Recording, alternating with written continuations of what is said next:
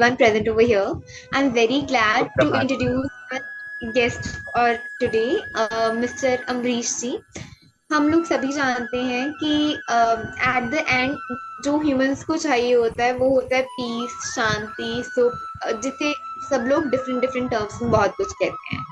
पर इसका एक पार्ट जो हम आज के टाइम पे मिस आउट कर रहे हैं वो है स्पिरिचुअलिटी, क्योंकि आज का टाइम वैसा चल पड़ा है। तो ऐसे में अगर हम एक ऐसे इंसान से उनका एक्सपीरियंस जाने कि वो कैसे इंजीनियरिंग की पढ़ाई करके फिर इधर आए और अब विरक्त जीवन जी रहे हैं। विरक्त को in English we can say like he is living like a monk now. तो इसके साथ ही उनके क्या एक्सपीरियंस रहे हैं, उनकी स्पिरिचुअलिटी की जर्नी कैसी रही है, और वो क्या संदेश देना चाहते हैं हमारे आने वाले जो भी युवा हैं या फिर जो भी बच्चे हमें देख रहे हैं। तो with a lot of gratefulness I welcome Mr. Amrish ji. Radhe Shyam sir. Radhe Shyam. हरे कृष्ण कृष्ण कृष्ण हरे हरे, हरे राम राम राम हरे। ओम अज्ञानतिमिरान्धस्य ज्ञानाञ्जनशलाकया चक्षुरुन्मीलितं येन तस्मै श्री कृष्ण चैतन्य प्रभु नित्यानंद। आपका बहुत बहुत धन्यवाद, आपने मुझे आमंत्रित किया और इस लायक समझा कि हम आपसे दो बातें कर सके।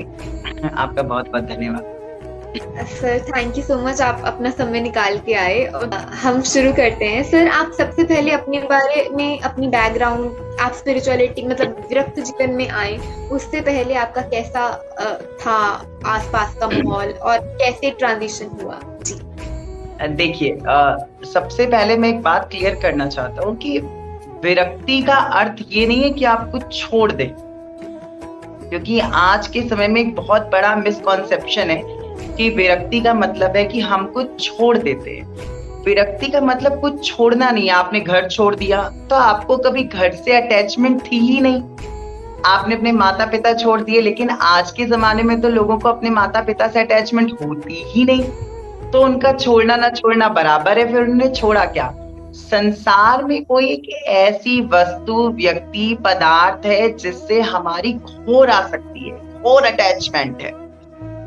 जब वो हमसे छूट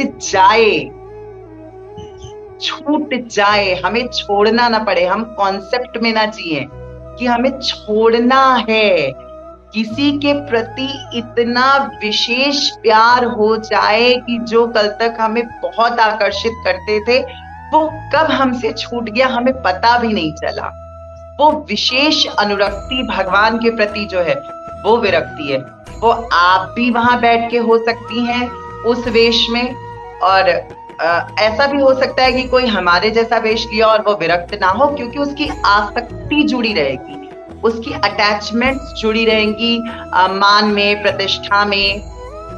तो विरक्ति का अर्थ है भगवान के प्रति, उस परम ईश्वर, परम प्रेम के प्रति विशेष प्रकार की अटैचमेंट का।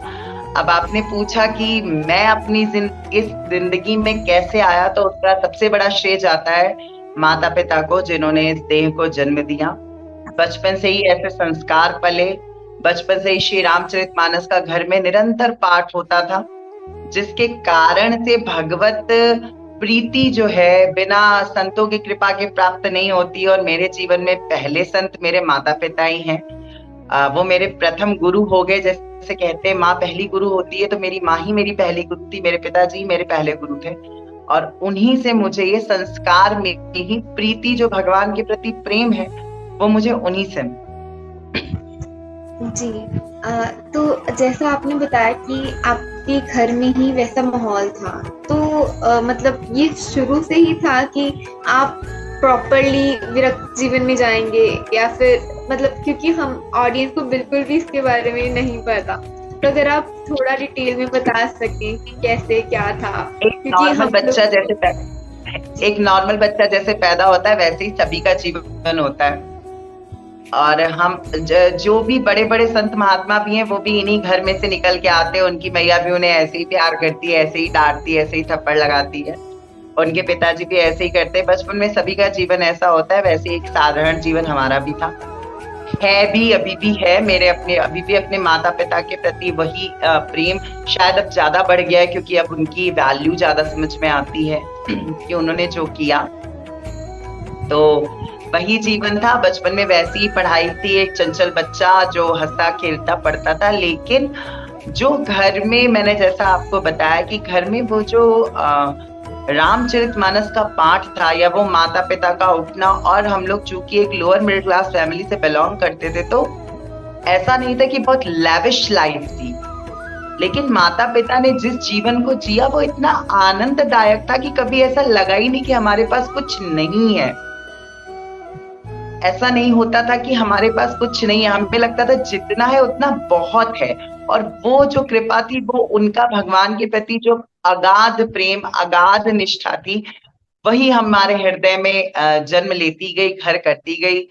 और एक बात है, ये शायद अजीब लगे, लेकिन हाँ, बचपन से ही था कि ये जगह जो है, ये नाटक है, मेरा घर नहीं है, मुझे अपने घर जाना है, ये मेरा घर नहीं है। यहाँ जो भी कुछ हो रहा है, ये कुछ कुछ चल तो रहा है, लेकिन ये बड़ा कॉन्सेप्टेड है, ये ट्रुथ नहीं है। ये बहुत बचपन से ही था, फिफ्थ सिक्स क्लास में एक मूड मन में था कि ये मेरा घर नहीं है, ये मैं नहीं हूँ, ये मेरी जिंदगी नहीं है। तो वो बढ़ते बढ़ते बढ़ते बढ़ते किसी बात को कह देना, जैसे आज के समय में आप देखेंगी ना, तो 15 सेकंड की रील में आजकल गीता का ज्ञान दे देते। भगवान कृष्ण कहते हैं जिस गीता के ज्ञान को भगवान को 18 अध्याय में कहना पड़ा अर्जुन जी के सामने, उस गीता के ज्ञान को 15 सेकंड की रील में पटाख से लोग बता देते हैं। क्यों? क्योंकि वो बस बोलते हैं उनका उस ज्ञान के प्रति कोई विशेष समर्पण नहीं है।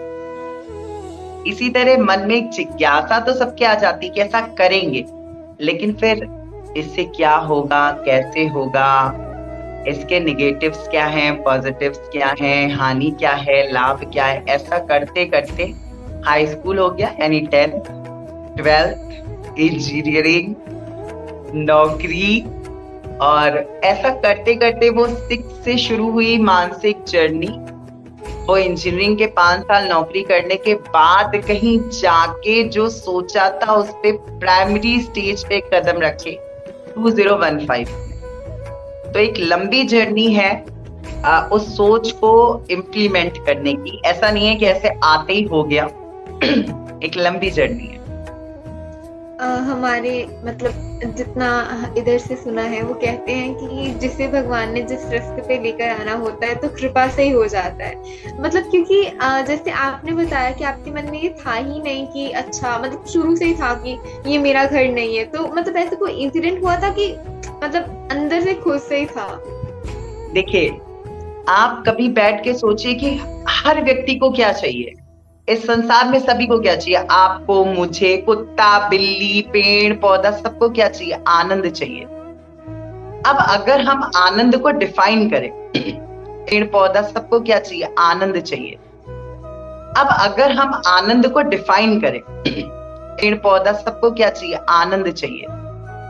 अब अगर हम आनंद को डिफाइन करें, पेड़ पौधा सबको क्या चाहिए? आनंद। स्पिरिचुअल वर्ल्ड में तो बहुत कुछ डिफाइन कर सकते हैं, लेकिन अगर हम एक मैटेरियलिस्टिक बंदे की तरह बात करते हैं, तो आनंद का मतलब होता है प्रेम चाहिए। सीधी सीधी बात ना, प्रेम चाहिए। अब वो प्रेम के विषय में बातें तो हर व्यक्ति कर रहा है और चाहिए भी सबको, लेकिन उसकी कोई एग्जैक्ट डेफिनेशन नहीं। जैसे मुझे चाहिए तो उसकी एक अलग डेफिनेशन है, लेकिन अगर मुझे देना है तो उसकी एक अलग डेफिनेशन है। मतलब यदि मुझे चाहिए तो मुझे सब कुछ चाहिए और निरंतर बढ़ते हुए चाहिए, लेकिन अगर मुझे देना है तो वो मैं जितना दे रहा हूं वो बहुत है, मतलब मैंने अपना सब कुछ दे दिया, लेकिन सामने वाले को संतुष्टि नहीं है। तो प्रेम की कोई एक एग्जैक्ट डेफिनेशन नहीं थी, लेकिन जीव को चाहिए प्रेम। ऐसे ही एक मन में ऐसी बात थी कि आनंद चाहिए, लेकिन इसकी एक स्टेज ऐसी होनी चाहिए जो परमानेंट। ऐसा नहीं है कोई आज है फिर कल नहीं रहेगा, फिर वो परसों रहेगा कि नहीं रहेगा, वो आज प्रेम कर रहा है कल करेगा कि नहीं करेगा, मैं उससे कर पाऊंगा कि नहीं कर पाऊंगा। ये प्रेम को खोजने खोजते खोजते खोजते खोजते खोजते खोजते आज तक किसी को यही नहीं समझा पाए कि क्या चाहिए मुझे। कोई ये समझने कोई राजी नहीं हुआ कि मुझे चाहिए क्या। हर जगह ये लगता रहा कि ये प्रेम की परिभाषा समझ नहीं पा रहे हैं। और फिर अंत में आया कि भाई संसार नहीं समझेगा मुझे चाहिए क्या। इसके स्रोत की तरफ चलते हैं जहां से इस प्रेम का उद्भव हुआ है। और उतनी लंबी यात्रा उस प्रेम को खोजने की, वो मानसिक यात्रा जो है, वो पूरी यात्रा संतों के आशीर्वाद, उनकी कृपा पे निर्भर है। और उस प्रेम को खोजने की, उस सच्चे शुद्ध प्रेम को खोजने की यात्रा आज यहाँ तक लेके आई है, जो अभी मेरा शायद बहुत इनिशियल स्टेज है। जिसे लोग शायद ऐसा सोचते हैं कि दीक्षा ले ली या कंठी पहन ली या वेश ले लिया या घर छोड़ दिया तो हम बहुत बड़े मतलब इसे क्या बोले, बहुत सीनियर हो गए। लेकिन अगर आप ब्रिज में आएंगे तो ब्रिज टकसाल है, वहां आपकी 2 पैसे की इमेज नहीं है, क्योंकि यहाँ धुरंधर है। यहाँ परम विरक्त अड़िमा गरिमा लगिमा सिद्धियां यहाँ नौकरानी बनके संतों की घूमती हैं। तो उसमें आप बहुत, आपको ऐसा लगता है जैसे आप LKG में भी नहीं है। तो ये जो स्वरूप है अब ये लिया है, और जो नियम है उन पे चलना है। साधक है, एक साधक है जो साधक भी नहीं है, साधने की कोशिश कर रहे हैं, कभी साधक बन जाए ऐसा मन में भाव है। लेकिन ये पूरी जो जर्नी है ये उस प्रेम को खोजने की। जी। तो सर जैसे अभी हम देखते हैं, और मतलब आपने रील्स के बारे में भी बताया, आप तो एक्चुअल में स्पिरिचुअलिटी में है। कई बारी एक भ्रम हो जाता है कि ये चीजें हम जो कर रहे हैं ये स्पिरिचुअलिटी वाली हैं। अगर हम भगवान के नाम पे कुछ रील्स वगैरह बनाते हैं वो स्पिरिचुअलिटी वाली है, और जो हम एक्चुअल में स्पिरिचुअलिटी है कई बार वो पीछे रह जाता है। I am not a well versed person की जो बोल सके, पर क्योंकि ये मेरा अभी काम है कि मैं क्वेश्चन पोस्ट करूं, तो इसलिए मैं पोस्ट कर रही हूँ। मैं भी उसी कैटेगरी में आती हूँ जो ऐसी रील्स लाइक करते हैं। तो अगर आप हमारे आज के यूथ को बता पाए कि क्या डिफरेंस है और कहाँ पर वो जो लैग है, बहुत बड़ा लैग है, तो कहाँ पर वो लैग आ रहा है, तो आप अगर उन्हें बताने का प्रयास करें। सभी से एक्चुअल में क्या है कि मैंने जैसे कि पहले कहा, हर व्यक्ति को प्रेम चाहिए। ऐसे ही हर व्यक्ति को ज्ञान, हमारे भारतवर्ष की सबसे बड़ी खूबी क्या है, हर व्यक्ति ज्ञानी है। आप नाली में पड़े शराबी के पास जाइए और उनसे जाके कहिए नमस्ते भैया और मेरा जीवन ऐसा है, वो पटाख से आपको बताएगा देखो बेटा तुम गलत कर रही हो, तुम्हारा जीवन जो है बर्बाद हो जाएगा। फिर वो 2-4 रामचरितमानस के श्लोक दोहे आगे पीछे करके आपको सुना देगा। वो खुद नाली में गिरा है, उसके ऊपर श्वान उसे देवा से प्रेम कर रहे, चाट रहे, लेकिन वह आपको आपका भविष्य बता देगा। दिक्कत क्या है, हमारे यहाँ सभी को मौखिक ज्ञान है। तो रील बनाइए, सभी लोग रील बनाए, उसमें उनका स्वागत है, इंटरनेट का जमाना है। लेकिन आप जो बोल रहे हैं, आप एक बार उसको खुद पढ़ के सोचिए कि आप कह क्या रहे हैं। जैसे गीता में भगवान कहते हैं, अब भगवान ने कहा मन मना भव मद भक्तो मद्याजी माम नमस्कुरु, और आपने 15 सेकंड की एक रील बना दी। लेकिन आप एक बार सोचिए कि भगवान कह रहे मन मना भव मेरे हो जाओ, मद भक्तो मेरे भक्त बनो, मद्याजी मेरी अर्चना करो, माम नमस्कुरु मुझे नमस्कार करो। अगर आपने हृदय से ये सोच लिया तो आपको प्राप्ति हो जाएगी। तो हम सारे कैसे हो चुके हैं कि हमारे पास प्रैक्टिकल कुछ नहीं है। हमने 2 लाइन इधर से उठाई, 2 लाइन इधर से उठाई, और हम दिखावे की दुनिया में अपनी आत्म जो तृप्ति है, अपनी जो आत्म कल्याण है, उसको भूल गए। अध्यात्म ऐसा बिल्कुल नहीं है। आप इंजीनियरिंग की बुक उठा के 2 लाइन पढ़ के इंस्टाग्राम पे रील तो बना के व्यूज कमा सकते हैं, लेकिन एक इंजीनियरिंग कॉलेज आपको डिग्री नहीं देगा। इसी तरह आप कुछ भी बोल के इंस्टाग्राम पे खुद को स्पिरिचुअल दिखा सकते हैं, लेकिन आपको आत्म शांति कभी नहीं मिलेगी, आपका विवेक जागृत नहीं होगा, आपको भगवत प्राप्ति नहीं होगी। उल्टा प्रतिष्ठा की मार आपको गिरा देगी, अविवेकी हो जाएंगे, बड़ों से विरोध करने लगेंगे और आपका पतन हो जाएगा। इसलिए सभी से करबद्ध निवेदन है कि आप रील बनाइए, लेकिन आप जो भी कुछ कह रहे एक बार उसको स्वयं पढ़िए। जब भगवान ये बात कहते हैं, सातो मुई में जग करी लेखा, मोह देखा मोह से अधिक संत करी लेखा, तो उसी तरह सिए राम में सब जग जानी, करो प्रणाम जोरी जुग पानी, तो ये कह के जैसे रील बना लेते, एक बार सर्वत्र भगवान को देखिए, आपको प्रेम ही प्रेम दिखेगा। जी। इसमें भैया इसमें सर एक ये भी चीज है कि ये अच्छी चीजें भी हैं एक तरह से कि लोग किसी ना किसी से भगवान का नाम ले रहे हैं। पर अगर यही सब मतलब अगर करना है तो अच्छी चीज है, बस हम अपने आप में इम्प्लीमेंट साथ में कोशिश करें। जैसे एक रील बनाई तो हमारी कोशिश होनी चाहिए कि अच्छा I will try to implement this in like this week, ठीक है, मैं कोशिश करूंगा, बाकी श्री जी जाने, बाकी उनकी भगवान की कृपा, तो मैं कोशिश करूंगा, तो ये भी सही हो जाएगा। आपका इससे क्या व्यूज?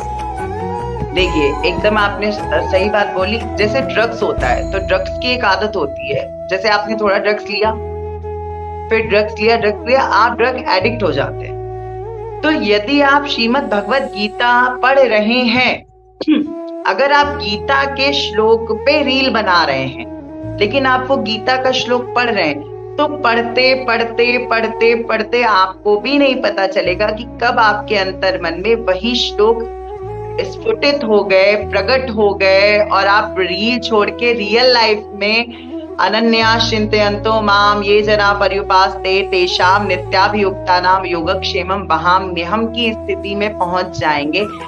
दिक्कत क्या है कि आज की स्पिरिचुअल जो हम तथा कथित स्पिरिचुअलिटी कहते हो, उसका शास्त्र से लेना देना ही नहीं है।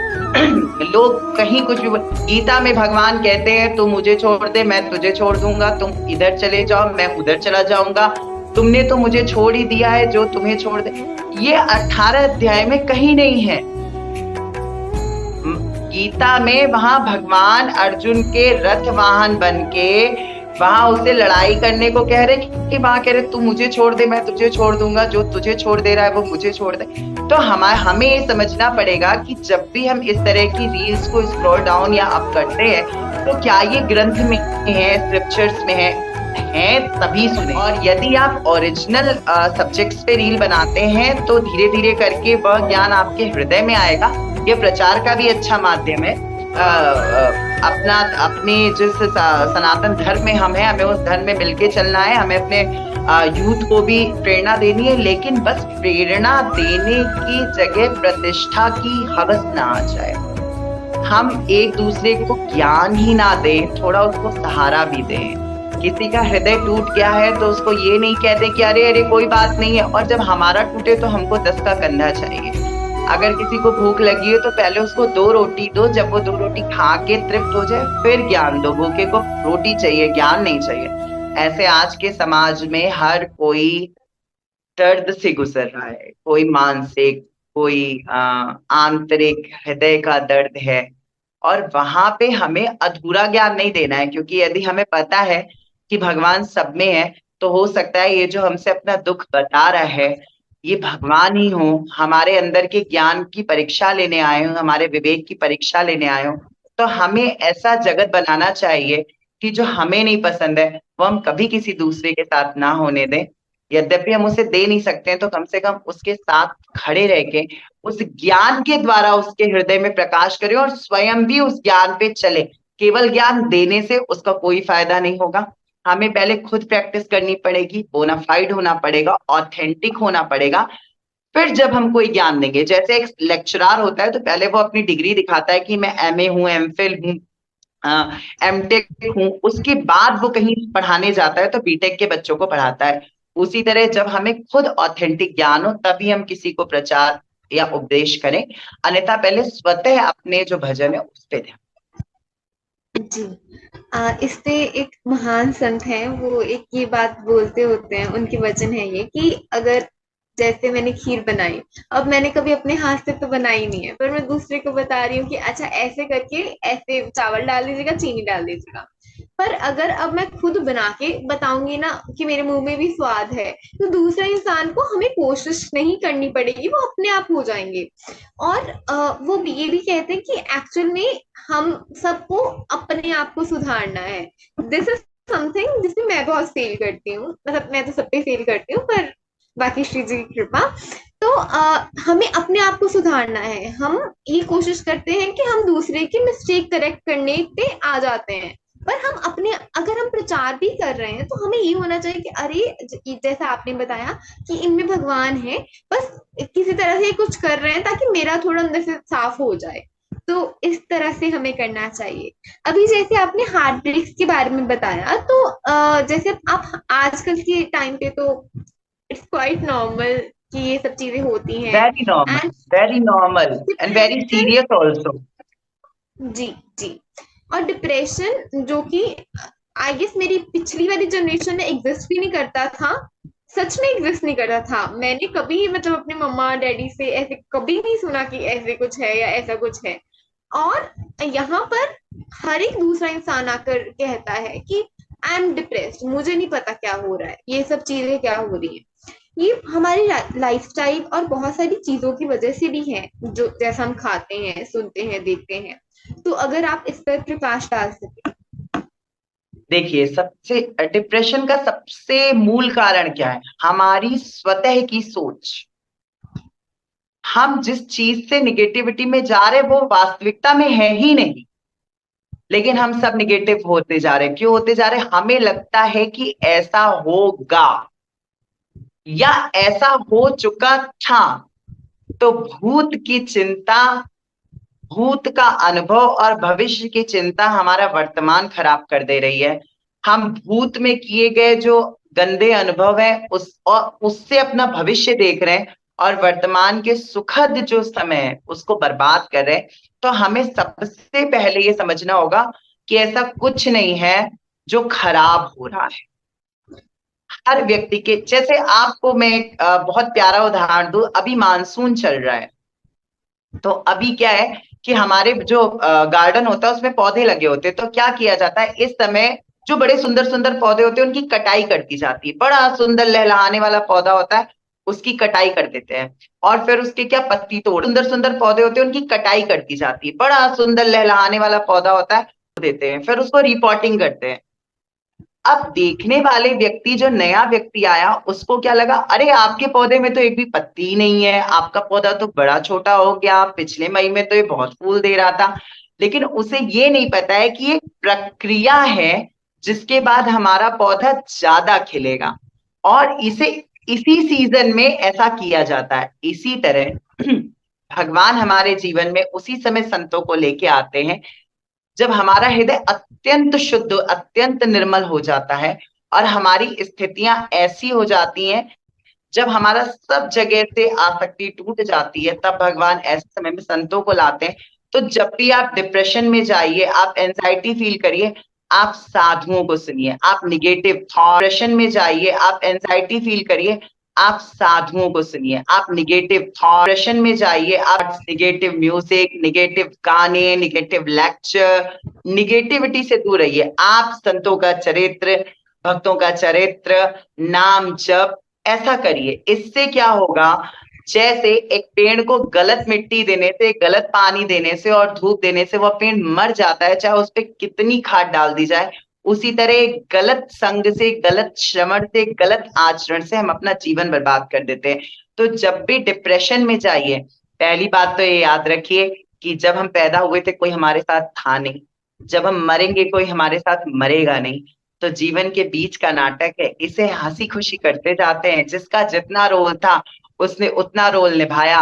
उसके बाद वो अपने अलग धारावाहिक में, हम अपने अलग धारावाहिक में। बस इतना समझना है, अपनी जिंदगी को किसी और के हाथ में क्यों ही देना है। हमारा रोल उसकी जिंदगी में इतना था, उसका रोल हमारी जिंदगी में इतना था। कल तक कोई हमारी जिंदगी में हीरो था, तो आज वो विलन कैसे हो गया? वो कभी विलन नहीं हो सकता, उसका रोल खत्म हो गया, वो चला गया। इसलिए किसी को भी अपने हृदय में नकारात्मकता मत लाइए, उससे लिए गए अनुभवों से अपना जीवन जिए। जी भैया, आपने बहुत सुंदर तरह से बताया। इसके साथ ही आपने संतों के बारे में बताया, और यहाँ पे दो प्रश्न आते हैं। एक तो कि आजकल सच में दम पाखंड बढ़ गया है। तो अब असली नोट है तो नकली भी होगा, इसमें वो कुछ शक नहीं है। पर अभी दिक्कत ये है कि ज्यादातर लोग उनसे इन्फ्लुएंस हो जाते हैं और बहुत अच्छे डिवोशन में आ जाते हैं, जो कि स्पिरिचुअल होते हैं, मतलब रिलीजियस होते हैं, स्पिरिचुअल होते हैं। और उसके साथ ही जो हमारी वाली जनरेशन है, बहुत सारी केसेस आते हैं, बहुत सारी चीजें आती हैं, तो अब हम डाइसी होते हैं कि अच्छा ये है कि नहीं, हम लोग तो इससे दूर ही रहते हैं, पता नहीं क्या हो जाए। एक्चुअल में जो संत का स्वरूप है, मैं मुझे तो नहीं पता, पर आप कृपा करके बताइएगा। एक्चुअल में जो संत का स्वरूप है वो मतलब सबके कल्याण के लिए बताया गया है। पर अभी के टाइम पे जब यूथ विश्वास ही नहीं कर पा रहा, क्योंकि उसके सामने सिनेरियोस ही ऐसे हैं, हमारी फिल्म्स वगैरह भी उस एंगल को लेकर आती हैं, पर अब वो क्या करे, अब उन्हें पता नहीं मैं किसके पास जाऊं। जिसके पास वो जाने की कोशिश करता है, अपने दोस्तों के पास, वो तो खुद बच्चे हैं, वो तो उसे बोलेंगे कि भैया तो ये कर ले, वो कर ले। तो ऐसे में आपने संतों के बारे में बताया, तो कैसे पता चले कि हम लोग सही उस पे जा रहे हैं, तो फिर हम सही उनके पास जा रहे हैं, और संतों पे देखिए, सबसे विश्वास कैसे करें? जी। सबसे पहली बात है कि हमें अच्छे से पता है कि आज का समाज जो है, वहां कुछ विचित्रता आ गई है। ये तो सत्य है कि विचित्रता आ गई। अब वो विचित्रता आ किस लिए गई कि पहले अध्यात्म व्यवसायिक नहीं था, आज अध्यात्म व्यवसायिक हो चुका है। व्यवसाय जब से अध्यात्म में आया तब से लोग बढ़ गए। अब हर व्यक्ति शिव ही बना जा रहा है कि भाई शिव जी की तरह जैसे सब में रहते हुए सबसे निर्लिप्त रहो, और उसने खुद को शिव ही कह दिया कि मैं सब कुछ करता हूं लेकिन मैं शिव हूं। तो दिक्कत कहाँ पे आ रही कि शिव कहना और शिव होने में बहुत अंतर है। इसी तरह जो साधक है, उसको पहली बात ये पता होनी चाहिए कि तुम्हें अध्यात्म में जाना क्यों है। फिर जब हमें अध्यात्म में जाना है और किसी साधु के पास जाना है, तो पहली सीढ़ी क्या है? श्रवण। तो सबसे पहले श्रवण करो, कहीं मत जाओ। इतना यूट्यूब पे बड़े बड़े संत हैं, उनको श्रवण करो। क्या सुनने से हमारा भाव बनेगा वो देखना है। फिर कीर्तन, घर में नाम कीर्तन करो, वो तो धोखा नहीं। कीर्तन, घर में नाम कीर्तन करो, वो तो धोखा नहीं। कीर्तन घर में नहीं देगा। फिर स्मरण। और इन तीनों को करने के बाद जब आप स्मरण करते हैं, तो स्मरण में आपके पास नाम जप आता है। नाम जप, नाम नामी निकट, श्याम श्यामा प्रगट। आप नाम में पूर्ण निष्ठा करिए। गोस्वामी तुलसीदास जी कह रहे, यही कलिकाल न साधन दूजा, जोग यज्ञ जप तप व्रत पूजा। इस कलिकाल में कोई साधन दूसरा नहीं है। राम सुमिरिए गाइए राम ही। आप नाम उठा लीजिए, हरे कृष्ण कृष्ण कृष्ण हरे हरे, हरे राम राम राम हरे हरे। राधे कृष्ण कृष्ण कृष्ण राधे राधे, राधे श्याम श्याम श्याम राधे राधे। राधा वल्लभ श्री हरिवंश कुंज बिहारी श्री हरिदास, सीताराम सीताराम सीताराम सीता। जो एक नाम निष्ठा ले लीजिए कि ये मेरे इष्ट हैं, इनका ये नाम निष्ठ है, और वह शास्त्र के अनुगत होना चाहिए। यदि अनुगत नहीं है तो वो नाम लेके आप नाम करने लगिए, और उन्हीं नाम भगवान से प्रार्थना करिए कि हे प्रभु, मुझे किसी इंसान पे भरोसा नहीं है, कृपा करके आप मेरे गुरु के रूप में प्रकट हो जाइए। देखिए, जब एक सर्प किसी को काट लेता है, तो जो सर्प को, जो जहर भगाने वाला व्यक्ति बुलाया जाता है ना, वो एक कुछ करता है, और जंगल में से सांप वापस आता है और जहर लेके सोख के चला जाता है। अब लोग सोचते हैं मिथ है, मिथ नहीं है, गांव में आज भी ऐसा होता है। तो अगर फुसफुस फुसफुस फुसफुस करने से काटने वाला सर्प वापस आ सकता है, तो अनंत कोटि ब्रह्मांड का नायक अपने नाम से नहीं आएगा क्या? ये हमारे सामने की बात है विश्वास की। उस मंत्र में आपकी निष्ठा कैसी है? तो जब हम वो मंत्र करने लगते हैं, तो भगवान हमको क्या देते हैं? साधु संगति। बिन सत्संग न हरि भजन। तो पहले हमें साधु संगति देते हैं, फिर वो साधु संगति हमें हरि भजन बताती है कैसा होता है। तो बिन सत्संग न हरि भजन, ते बिन मोह न भाग। तो हरि भजन से क्या होता है? मोह भाग जाता है, और मोह गए बिन नाम ले, हरि पद दृढ़ अनुराग। तो जब हमारे मन से मोह चला जाता है, अटैचमेंट चली जाती है, तो आप ऑडी में घूमिए, आप फरारी में घूमिए, आप 10 माले में रहिए, आपका मन तो श्री प्रिया प्रीतम के चरणा रविंदों में ही रहेगा। इसलिए इन्फ्लुएंस मत होइए बड़े बड़े नामों से, बड़ी बड़ी गद्दियों से, बड़ी भीड़ों से, क्योंकि इन्फ्लुएंस नहीं होना चाहिए। हमारे पूरे जीवन का सवाल है खूब सोच के, खूब समझ के आपको क्या चाहिए उस मत के अनुसार ही गुरु करना चाहिए, और कम से कम 3 साल, 4 साल, 5 साल उनके साथ रह के उनको देखना चाहिए, फिर ही गुरु करना चाहिए। जी। भैया अभी क्योंकि थोड़ी समय की भी कारण, तो एक और प्रश्न था।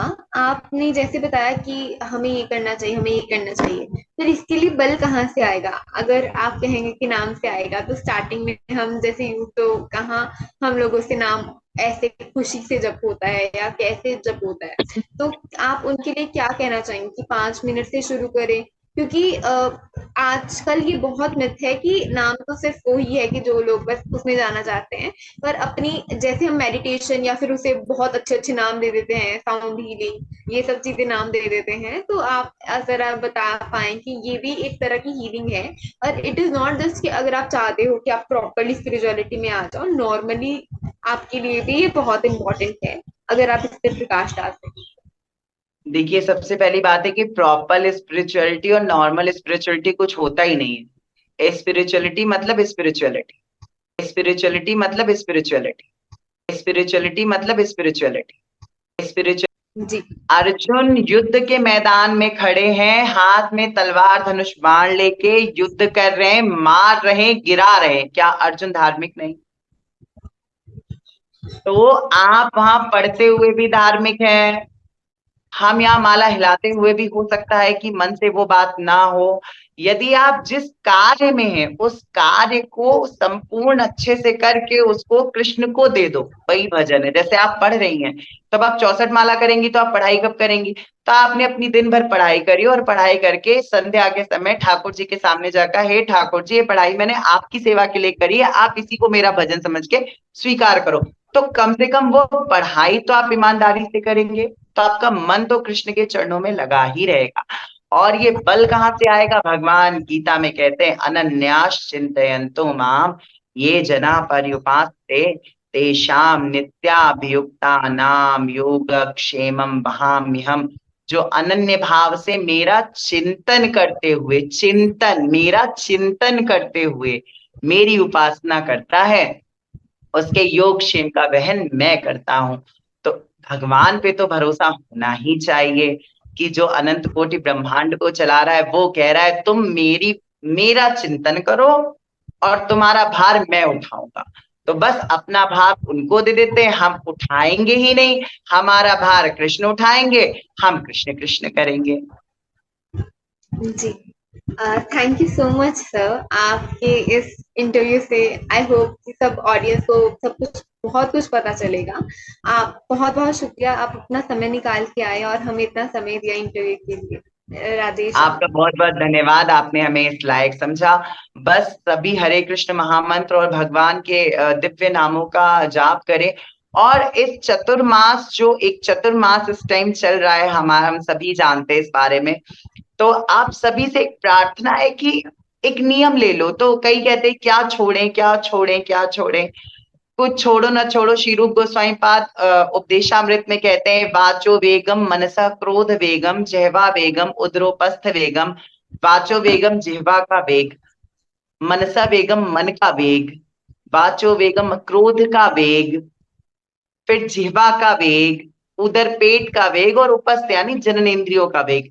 सारे वेग तो नहीं छोड़ सकते, कम से कम कोई एक वेग छोड़ दो। इस बार सोचो, ऐसा नहीं बोलेंगे कि किसी का दिल दुखे, ऐसा नहीं बोलेंगे कि किसी की निंदा हो।